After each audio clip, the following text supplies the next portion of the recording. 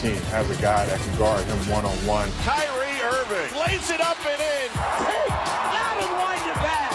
You are a bad boy, Gordon Hayward. Irving through the D. What handles? Straight to the hole, couple points in the goal. To the crowd, got their hands up, hanging in hose. Boston feel they're going to be a better team this way. The Celtics may be the best team in the Eastern Conference.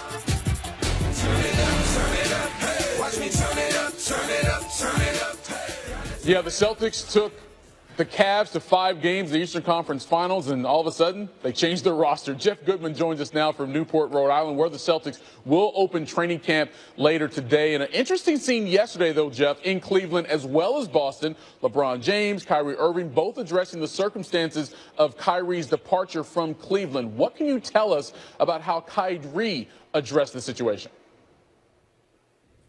Well, you know, Kyrie has kind of talked around it, Michael, since he's been traded to Boston about the elephant in the room. How much did LeBron James affect his decision to ask for a trade out of Cleveland? And LeBron discussed it yesterday morning at Media Day, and then I asked Kyrie a little bit about it when their turn came around. LeBron also said that he wondered whether there was something that he could do better in order so that you didn't request to be traded. Oh, yeah. Okay. What would you tell him? I mean, if we ever have that conversation, I don't think it's for anybody else but me and him. So. Were there things, though, that you felt like? Even if, like, that's what I'm saying, Jeff. Like, even if there are things, like, it's not anybody else's business. It's just really between two men. So that's really where it is. You know, as much as you would like, as much as everyone here would love to hear that, it's just that's between two men, and that's what does. Yeah. I think everybody would like to know, and I know you've kind of talked about it to some degree, but not the details of why you wanted to leave Cleveland, I guess, more than anything else. Yeah. Do you want to have that discussion with him? You said. I mean, like I said, if it happens or not, I'm pretty sure you guys won't know about it. So. It's not whether or not I want to or not. It's literally just about having the respect of two men and having that conversation be respected. That's all. So there you have Kyrie Irving and his latest explanation and really avoiding the fact of why he's left Cleveland. He has said many times that, you know, maybe it's he wants to play the point guard position a little more, have the ball in his hands. You talk to people in Cleveland, and they'll say he had the ball in his hands plenty. So here in Boston, Michael, we still haven't gotten him kind of squashing it. And really all he has to do is say it wasn't LeBron. And he won't do that and didn't do that yesterday. So, again, it just kind of hangs above him as the season, and everybody questions, why did he leave Cleveland? Yeah, but even if he said it wasn't LeBron, Jeff, nobody would believe him. So I don't know if he could squash it in any way. But he's a secret guy, and that's how he just sort of speaks around everything we've seen over the last couple of weeks. Yeah, let me ask you about Marcus Smart. He's 23 years old. He's currently the longest tenured Celtic on the roster, having played just 3 seasons there in Boston. How is this team expecting to come together fast enough, Jeff, to compete with the Cavs in the East? You know, they may not. They may struggle early. I talked to Danny Ainge about it. He said it's probably going to take time with all these new guys, only 4 players back from last year. So I think they're hoping they hit their stride maybe the second half of the season, but it won't be a surprise to Celtics people in the organization if they struggle a little bit the first half of the season. It will be interesting, to say the least, what happens in Boston over the next several months, and Jeff Goodman will be right there to help us figure out what's going down. Thanks, Jeff. How about Dwayne Wade? Still waiting to land in camp somewhere. D-Wade and the Bulls agreed to a buyout yesterday, a move that saw Wade leave about $8 million of his nearly $24 million salary on the table. Cleveland, currently the frontrunner to land the vet. Here's Dave McMenamin with more. After accepting a buyout from the Chicago Bulls and leaving more than $8 million on the table, Dwayne Wade will be officially a free agent come Wednesday when he clears waivers. The Cleveland Cavaliers are one of a handful of teams with keen interest in adding the services of the 3-time champion and multi-time All-Star. If you think back to last year's NBA Finals, the Cavs struggled with depth, and certainly adding Wade's scoring punch and playmaking ability would help them, either if he's the starter at shooting guard or coming off the bench. The Cavs need those type of playmakers to be able to compete with the Warriors in the 7-game series.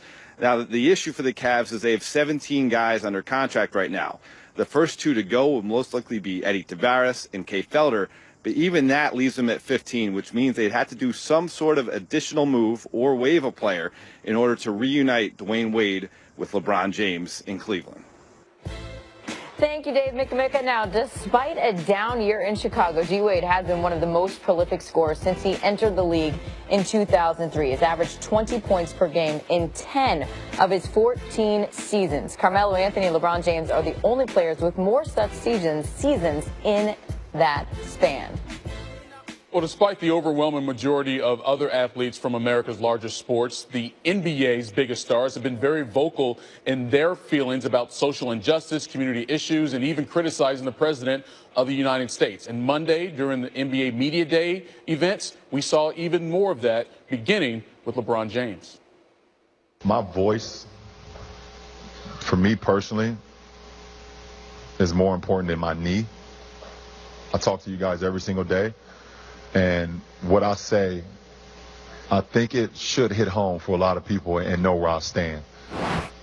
He doesn't understand the power that he has for being the leader of this beautiful country.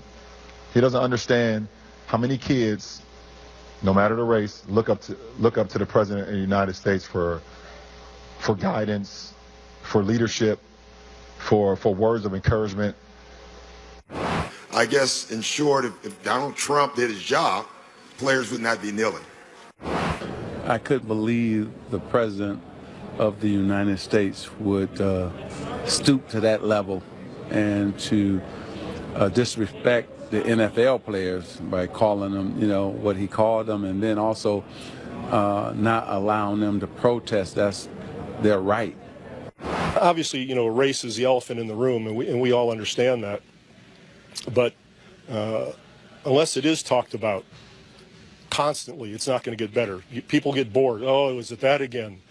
They pull in the race card again. Why do we have to talk about that? Well, because it's uncomfortable. And there has to be an uncomfortable element in the discourse for anything to change. For more perspective, we bring in ESPN Magazine columnist Howard Bryant on the phone. Howard, what did you make of what you heard from LeBron and Greg Popovich and Doc Rivers and such yesterday? Well, I think what I made of it, what I really sort of enjoyed to hear from them, which was very different from the NFL, was they were really focusing on the right of expression, and I think that's one of the things that's really gotten taken away from all of these conversations about whether you're respecting the flag or not respecting the flag, whether you're taking a knee or not taking a knee, or whether you're, talking about other issues, is that we're at a very critical point where it's become revolutionary to be able to simply express yourself. And I think that the players did a great job, and I think Greg Popovich also did did a fantastic job as well of just trying to remind people what your rights are, and just in terms of how basic, these are the things that we take for granted in 7th grade civics class. I think we're in a very, very critical point. Well, yeah, you could say it's basic deflection tactics to try to not address the real issues what the players are trying to bring forth, but get caught up in some other minutia over here to prevent anything getting done. So with that being said, we've seen LeBron James in the community. We've seen Carmelo Anthony do the same. But how much impact, Howard, do you think these players in particular and other professional athletes in general will have on the push to bring about change as it relates to the societal ills to which they're trying to bring attention to? Well, I think it depends on what your measure is by impact and by success. I think that I was incredibly impressed by what LeBron James did yesterday, and on top of that, I think LeBron has entered into that family that I refer to as the heritage. I think he's in that group of Jackie Robinson and Paul Robeson and Muhammad Ali and those guys. When you look at what he's trying to do with his platform, and it's not simply the platform, it's the fact that if you look at the dollar amounts that he's spending, when he was talking about putting all those kids through school at $45 million, that we have to decide, Michael, if we're going to walk the walk or not. I mean, you've been in the business as long as I have, and how many times have we heard that we don't want canned responses from athletes, that we don't want these, we want these guys to say something. We want them to be in the community. We don't want them to hide behind their money and behind the tinted glass of their Escalades. And so you're seeing it right now, and I think as fans and as journalists and even as administrators in the game, we're going to have to decide if we're really willing to walk down that road, because we're here. And these players are citizens, and it's an incredibly divided time in this country. And if the players are going to use the platforms we say we want from them, it's going to get uncomfortable, just as Greg Popovich said.